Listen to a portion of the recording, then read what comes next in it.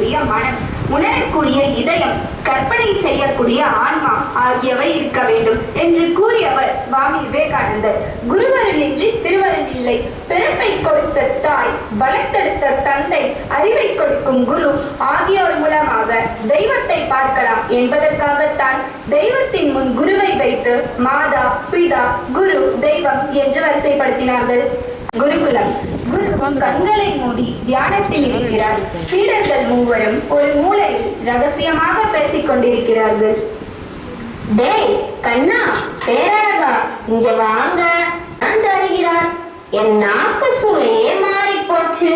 இன்றைக்கு பக்கத்து ஜமீன்தார் வீட்டில் இலவச பெருவிருந்து நடக்கிறது. வடை, பாயாசம், அப்பளம் ஏராளமான பெரிய விருந்துதான். ஆஹா, வடையா, பாயாசமா? மணி, நீங்க என்ன வேணும்னாலும் பண்ணுங்க. ஆனா என்ன அந்த பாயாச கடலுக்கு நீங்க விட்டுடுங்கப்பா. ஆனா மணி, குருநாதர் நம்மை விடமாட்டாரு. நாம் வெளியே போனா சாதம் கொடுத்துட்டு வாருங்க. எனக்கு ஒரே பயமாக இருக்கின்றது. அட போடா கண்ணா, நான் தான் இந்த குழுவிற்கு தலைவன். குருநாதர் இப்போது தியானத்தில் இருக்காரு. நாம தந்திரமாக ஒரு ஆன்மீக பையன் சொல்லி கிளம்பிடுவோம். நான் பேசும்போது நீங்க 2 பேரும் பின்னாடி நின்று ஆமாம் சாமி, ஆமாம் சாமி என்று தலையாட்டணும், சரியா? என்ன சீடர்களே, மூவரும் ஏதோ தீவிரமாக பஞ்சாயத்து செய்து கொண்டிருக்கிறீர்கள். குருவே, நாங்கள் தியானம் செய்த போது கிழக்கு திசையில் ஒரு மர்மமான பளபளப்பான தெய்வீக ஒளி தெரிந்தது. அந்த ஒளியின் திசையில் சென்றால் குருகுலத்திற்கு தேவையான அரிய சஞ்சீவினி மூலிகைகள் கிடைக்கும். அதை பறிக்க நாங்கள் காட்டுக்கு செல்ல அனுமதி தர வேண்டும் குருவே. அப்படியா? மிக்க மகிழ்ச்சி. உங்கள் பக்தி என்னை நெகிழ வைக்கிறது.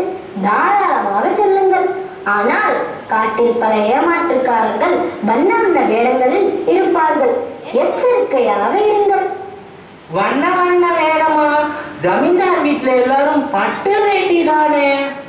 ஆமாம் குருவே, குருவின் வார்த்தையே வேதம். நாங்கள் சென்று வருகிறோம்.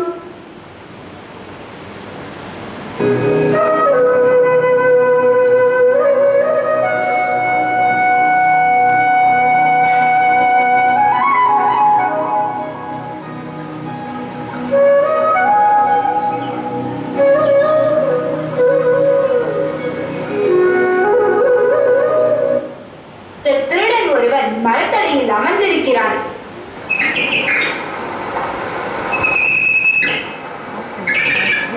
மணி, இன்னும் எவ்வளவு தூரம் நடக்க போகிறோம்?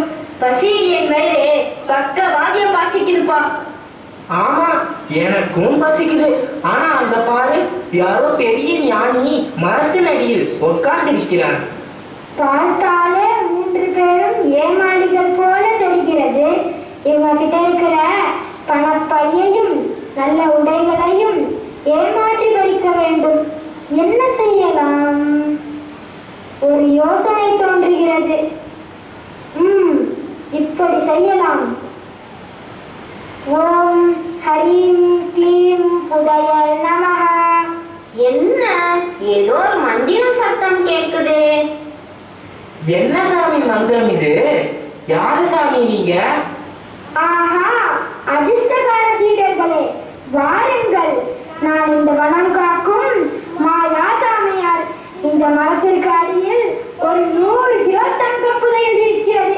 அதை உங்களுக்கு வரவே காத்திருக்கிறேன். தங்க புரியலா? அதை வைத்துக் கொண்டு எத்தனை வரை வாங்கி சாப்பிடலாம் சாமி? 1000 வரை வாங்கலாம். ஆனால் அதற்கு ஒரு நிபந்தனை. நீங்கள் மூவரும் உங்கள் அங்கவஸ்திரங்களையும் இடுப்பில் இருக்கும் பணப்பைகளையும் இந்த மரக்கிளையில் கட்டி வைக்க வேண்டும். பின் கைகளை பின்னால் கட்டிக்கொண்டு கண்களை மூடிக்கொண்டு ஓம் புதையல் சாப்பாடு நமஹா என்று 100 முறை சொல்ல வேண்டும். இடையில் கண்களை திறந்தால் புதையல் சாம்பலாகிவிடும்.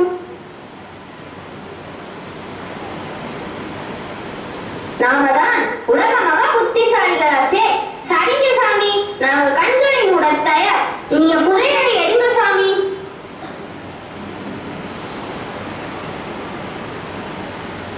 ஓம் ஹரீம் க்ளீம் புதயல் நமஹ.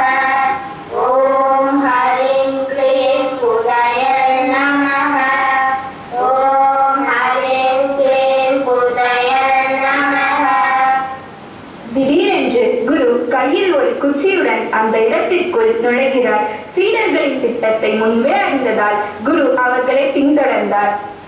நில்லங்கே, எனது சீடர்களிடமே உன்னுடைய தந்திரத்தை காட்டுகிறாயா? இந்த குச்சிக்கு வேலை கொடுக்க வைக்காதே. சுவாமி, என்னை விட்டு விடுங்கள்.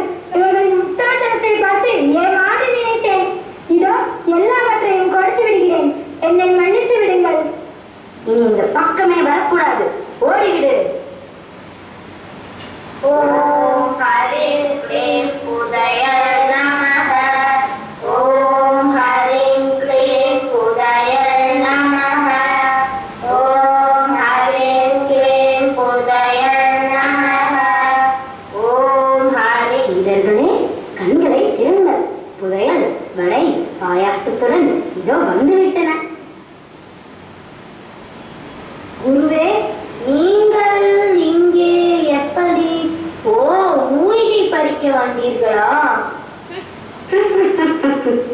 கிழக்கு திசையில் தெரிந்த தெய்வீக ஒளி என்பது ஜமீன்தார் வீட்டு சமையல் கட்டில் நெருப்பா? மூலிகை பறிக்க வந்த இடத்தில் புதையல் மந்திரம் எப்படி வந்தது? நீங்கள் எனக்கு தெரியாமல் விருந்துக்கு செல்ல திட்டமிட்ட தந்திரம் எனக்கு முன்பே தெரியும். உங்களை சோதிக்கவே நான் அனுமதித்தேன். இப்போது புதையலும் போச்சு, சாப்பாடும் போச்சா? எங்களை மன்னித்து விடுங்கள் குருவே. நாங்கள் புத்திசாலித்தனமாக உங்களை ஏமாற்ற நினைத்தோம். ஆனால் அந்த திருடனிடம் நாங்கள் ஏமாந்திருப்போம். நீங்களே வரவில்லை என்றால் நாங்கள் எல்லாவற்றையும் இழந்திருப்போம். சீடர்களே, பேராசையும் பிறரை ஏமாற்ற நினைக்கும் தந்திரமும் எப்போதும் ஆபத்தில் தான் முடியும். உண்மையான புத்திசாலித்தனம் என்பது பேராசைப்படாமல் விழிப்புணர்வுடன் நேர்மையாக வாழ்வதே ஆகும். இனி ஜமீன்தார் வீட்டு விருந்தே வைத்தாலும் நாங்க போக மாட்டோம் குருவே. நம்ம குருகுல கஞ்சியே எங்களுக்கு அமுதம் தான். குருவே, எங்களை மன்னியுங்கள்.